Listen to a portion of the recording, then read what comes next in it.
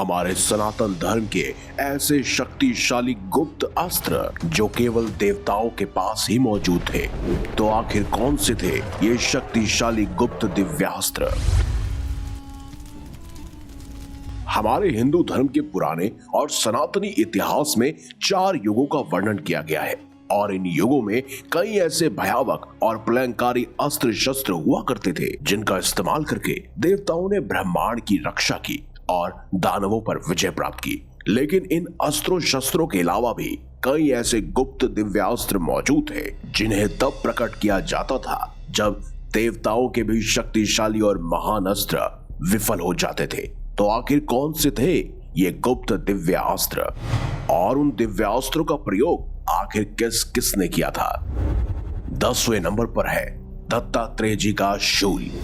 दत्तात्रेय जी का गुप्त अमोघ शूल को अचूकता का वरदान मिला हुआ था और ये इतना शक्तिशाली था कि एक ही प्रहार में देवताओं, दानवों, गंधर्व, यहाँ तक कि देवराज इंद्र को भी परास्त करने और मृत्यु देने में सक्षम था।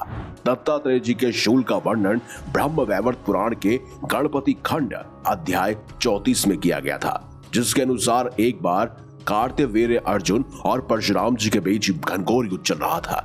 दोनों ही महाशक्तिशाली योद्धा एक दूसरे पर अस्त्र शस्त्रों का प्रहार कर रहे थे, लेकिन इस युद्ध का समापन होना नामुमकिन सा लग रहा था। युद्ध को समाप्त करने के लिए अंत में कार्तवीर्य अर्जुन ने दत्तात्रेय जी के दिए हुए अमोघ शूल का यथावधि मंत्रों का जाप करते हुए परशुराम जी पर छोड़ दिया और उनके छोड़े हुए अमोघ शूल का प्रहार लगते ही महाशक्तिशाली नारायण के अंश परशुराम भी धाराशाही हो गए थे। यहाँ तक कि उनके प्राण पखेरु उड़ गए थे और उस समय महादेव ने वहां प्रकट होकर परशुराम जी को फिर से जीवन दान दिया था।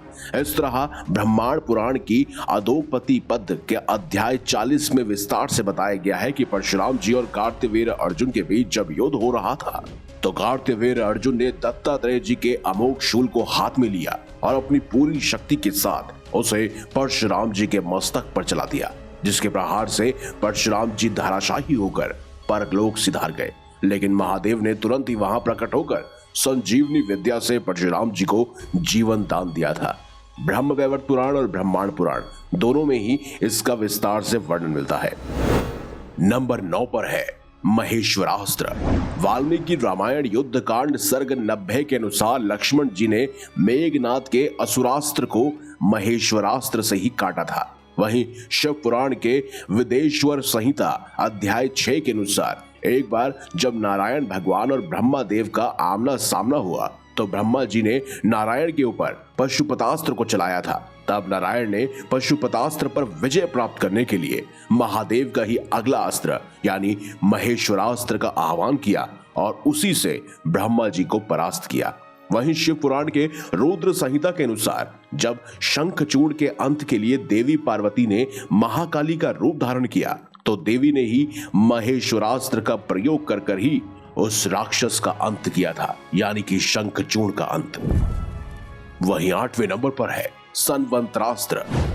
रामायण के उत्तरखंड के अनुसार जब श्री राम ने अश्वमेध यज्ञ के दौरान गंधर्वों पर विजय प्राप्त करने के लिए श्री भरत जी को भेजा तो श्री राम जी ने भरत जी को बाकी सभी दिव्यास्त्रों शस्त्रों के साथ साथ यमराज के संवंत्रास्त्र को भी सौंपा था और इस अस्त्र के एक ही प्रहार से भरत जी ने कई लाखों गंधर्वों को परास्त कर दिया था।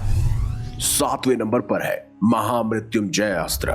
महामृत्युंजय अस्त्र को ही महादेव ने स्वयं देवी ललिता को भंडकासुर के साथ युद्ध करते समय उनकी रक्षा और भंडकासुर के वध के लिए सौंपा था। जहां पर देवी ललिता ने जब भंडकासुर के साथ युद्ध किया तब इसी महामृत्युंजय अस्त्र की सहायता से उन्होंने भंडकासुर का वध किया था। 6ठे नंबर पर है तमसास्त्र। इस अस्त्र का निर्माण ब्रह्मा जी ने किया था और रावण ने तपस्या कर ब्रह्मा जी से इस अस्त्र शस्त्र की विद्या को हासिल किया। जब श्री राम जी और उनकी वानर सेना के साथ रावण का युद्ध हुआ तो रावण ने इसी दिव्यास्त्र का प्रयोग करके भारी संख्या में वानर सेना का अंत कर दिया था। ये था तमसास्त्र जो बेहद ही शक्तिशाली था। वही नंबर 5 पर है सोनंदा गदा। इस गधा पर द्वापर युग में नारायण के भाई और शेषनाग जी के अवतार बलराम जी का अधिकार था। महारानी रुक्मणी और श्री कृष्ण की पत्नी के भाई रुक्मी का वध बलराम जी ने सौनंदा गदा के प्रहार से किया था, जो बेहद ही शक्तिशाली था। नंबर 4 पर है भगवान गणेश जी की छड़। भगवान गणेश जी की इस छड़ को खुद देवी पार्वती ने अपने पुत्र गणेश जी को दिया था, जिसका उपयोग कर वह अकेले ही समस्त शिव गणों को पराजित कर सकते थे, और उन्होंने ऐसा ही किया था। वही नंबर 3 पर है महादेव का शांभव अस्त्र। ब्रह्मांड पुराण के ललिता महात्म्य के अध्याय 29 के अनुसार जब देवी त्रिपुरा सुंदरी और भंडकासुर में घोर युद्ध चल रहा था, तो भंडकासुर ने अपनी समस्त अस्त्रों को लेकर एक साथ ही देवी पर छोड़ दिया था। भंडकासुर के सम्मोहन अस्त्र की शक्ति से देवी के समस्त शक्तियां मूर्छित हो गई। तब महादानव का विनाश करने के लिए जगदम्बा ने महादेव का शांभव अस्त्र भंडकासुर पर छोड़ा था, जिसने उसके सम्मोहन अस्त्र के प्रभाव को नष्ट कर दिया, और बाद में उसका वध उसी शांभव अस्त्र से संभव हो पाया। अब बात करते हैं दूसरे नंबर पर मौजूद शक्तिशाली गुप्त अस्त्र की, जो कोई और नहीं बल्कि नारायण का नरसिंहास्त्र था। स्कंद पुराण में वर्णित एक कथा के अनुसार पूर्व काल में नलमेघ नाम का एक भारी दैत्य हुआ करता था, जिसने देवताओं को बड़ी भारी पीड़ा दी थी। उनका राजपाट और अधिकार सब कुछ छीन लिया और स्वर्ग पर अपना आधिपत्य जमाकर देवराज इंद्र को भी स्वर्ग से बाहर कर दिया। तब सभी देवता देवराज इंद्र के साथ भयभीत होकर नारायण की शरण में गए। देवताओं को अपनी शरण में आया देखकर नारायण ने नलमेघ से युद्ध किया, और दोनों ही पक्षों ने एक से बढ़कर एक कई सारी शक्तियों और दिव्यास्त्रों से एक दूसरे पर वार किया। तब नारायण ने उस दुष्ट का अंत करने के लिए नरसिंहास्त्र का प्रयोग किया, उसका आह्वान किया और उस राक्षस को उसके रथ के नीचे गिरा दिया। इसके बाद नारायण ने अपने अमोघ चक्र का प्रयोग कर उस दुष्ट का मस्तक काट गिराया और देवताओं को उनका स्वर्ग वापस दिया। इस अस्त्र का प्रयोग एक बार खुद महादेव ने भी किया था। जब महादेव और अंधक का परस्पर युद्ध चल रहा था, तो अंधक ने महादेव पर गरुड़ास्त्र का प्रयोग किया था, जिसके प्रभाव को खत्म करने के लिए महादेव ने अंधक के ऊपर नरसिंहास्त्र का प्रयोग किया था। लेकिन अब बात करते हैं सबसे शक्तिशाली गुप्त अस्त्र की, जो कोई और नहीं बल्कि महाकामेश्वर अस्त्र था। देवी ललिता और भंडकासुर के परस्पर युद्ध को काफी समय बीत चुका था, और अब ये युद्ध अपने अंतिम चरण में था, जहां ये एक दूसरे के ऊपर कई शक्तिशाली दिव्यास्त्रों का प्रयोग पहले ही कर चुके थे। ब्रह्मास्त्र हुआ, पशुपतास्त्र, वैष्णवास्त्र, सभी अस्त्र फीके पड़ चुके थे। तब देवी ललिता ने अपनी सारी शक्तियों का प्रयोग करके भंडकासुर की माया को और उसके अस्त्र शस्त्रों को नष्ट कर दिया। देवी ने नारायण अस्त्र से उसके कई अस्त्र शस्त्र और सेना का वध किया। वहीं पशुपतास्त्र चलाकर उसके सैनिकों को भी मृत्यु की नींद सुला दिया। लेकिन भंडकासुर लगातार देवी के साथ युद्ध करने में लगा हुआ था।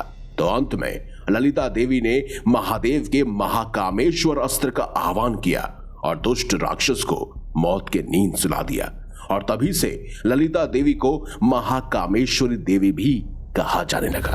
दोस्तों, यही थे हमारे पुराणों और महाकाव्यों में वर्णित वो 10 गुप्त अस्त्र, जिनका प्रादुर्भाव विश्व संकटों की स्थिति में हुआ था, और इनका प्रयोग करके देवी देवताओं ने दानवों पर विजय प्राप्त की थी। आशा है आपको एक खास जानकारी अच्छी लगी हो। अगर वीडियो अच्छी लगी है तो इसे लाइक कीजिए, हमारे चैनल को सब्सक्राइब कीजिए और ज्यादा से ज्यादा शेयर भी कीजिए। तो मिलेंगे अगली बार एक नई खास वीडियो के साथ। तब तक देखते रहिए संपूर्ण ज्ञान का केंद्र बिंदु मिस्टीरियस हिंदू।